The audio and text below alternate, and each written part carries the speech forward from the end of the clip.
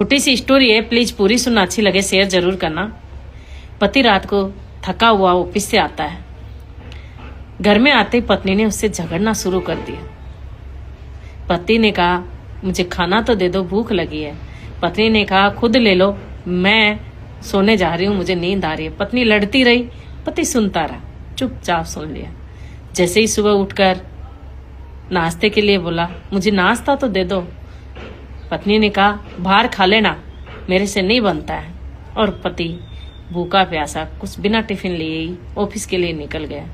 रास्ते में उसका कार एक्सीडेंट हो गया और उसकी मौत हो गई।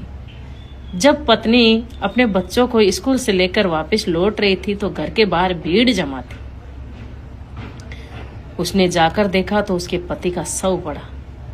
उसने उसका शव देखकर उसके पैरों तले जमीन खिसक गई।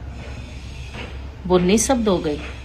उसकी आंखों से सिर्फ आंसू, मुंह से कोई शब्द नहीं। उसने अपने पति की लाश को झंझोड़ते हुए कहा, राजा उठ जाओ ना, प्लीज एक बार उठ जाओ, अब नहीं झगड़ूंगी मैं खाना देती हूँ ना, भूख लगी है ना आपको। पर पति कैसे उठता? पति तो भगवान के पास चला गया। लोग बातें करने लगे।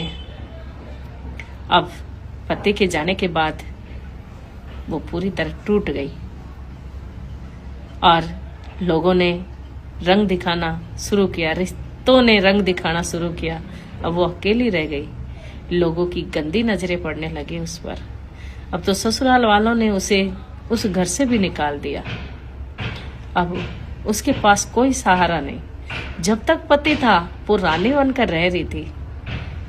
पति जाने के बाद उसकी नौकरानी से भी बदतर जिंदगी हो गई।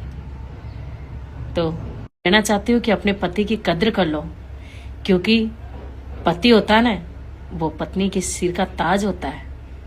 और जब तक सिर पर ताज होता है ना, पत्नी रानी बनकर रहती है। और अगर सिर का ताज नहीं है ना, तो नौकरानी से भी बदतर जिंदगी हो जाती है। जैसा भी है, अपने पति से मत लड़ो, मत झगड़ो, अपने पति से प्यार करो, वही है तुम्हारी जिंदगी।